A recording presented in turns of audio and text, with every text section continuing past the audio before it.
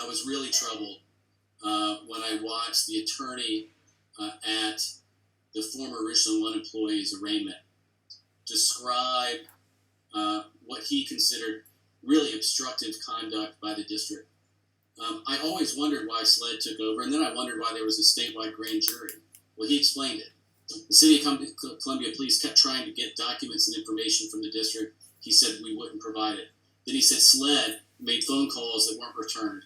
Then he said SLED showed up at the district administration office, this building, and couldn't get past reception. He explained, and if someone wants to tell me this isn't true, fine, but he said in court that the statewide grand jury wasn't handled because that was the only way they could get information from the district. I hope that's not true. If that's true, that's insane, because that meant that people from this office had to be subpoenaed to go to a statewide grand jury rather than the district just providing the stuff that SLED wanted. So did that attorney, did he lie in court? Or do we have any response? Because as one teacher said, he didn't get the memo not to say bad things about the district. Surely we've got a response to what he said, because what he said was really serious. Is there any response that we have, either from Ms. Williams or Dr. Witherspoon? Commissioner Loveland, we're not in a position to get in a he said, she said, or they said in terms of that. That being said, what I will say is I don't think anybody needs to lose the point of the district found an issue. The district investigated. The district turned it over to law enforcement.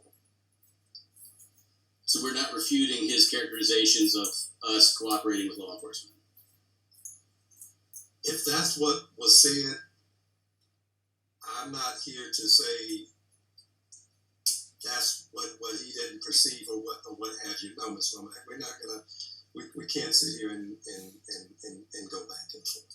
You know, so. Well, when we talk about credibility in the public, and you've got an attorney in open court and there's news stations videoing it and playing it, I think we and the public deserve a response to that, because those were serious allegations. Because we're bragging. I mean, at one point we said there was no fraud. There was fraud. At one point we said we did everything right. It wasn't totally true. And now somebody's accusing us of literally not cooperating with law enforcement. And I just think the public deserves answers to that. It didn't have to be he said, she said. I just would love he said once, some response to that, because it's really serious allegations, and it paints us in a bad light. And if we're not really willing to respond, I think that's what the public will take away from that. Thank you, Chairman Harris. Do you have anything else? Well, again, I would repeat, the district investigated. The district turned it over to law enforcement. Okay. Attorney Williams? Madam Chair, Commissioners, information was provided, information that they asked my office from was provided, and individuals went down there, all the ones that they asked about.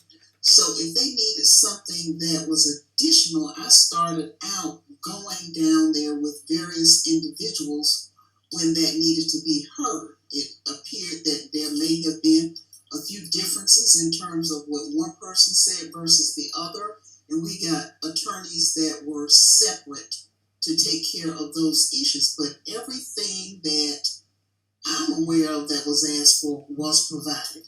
When you say down there, what do you mean? I actually went over to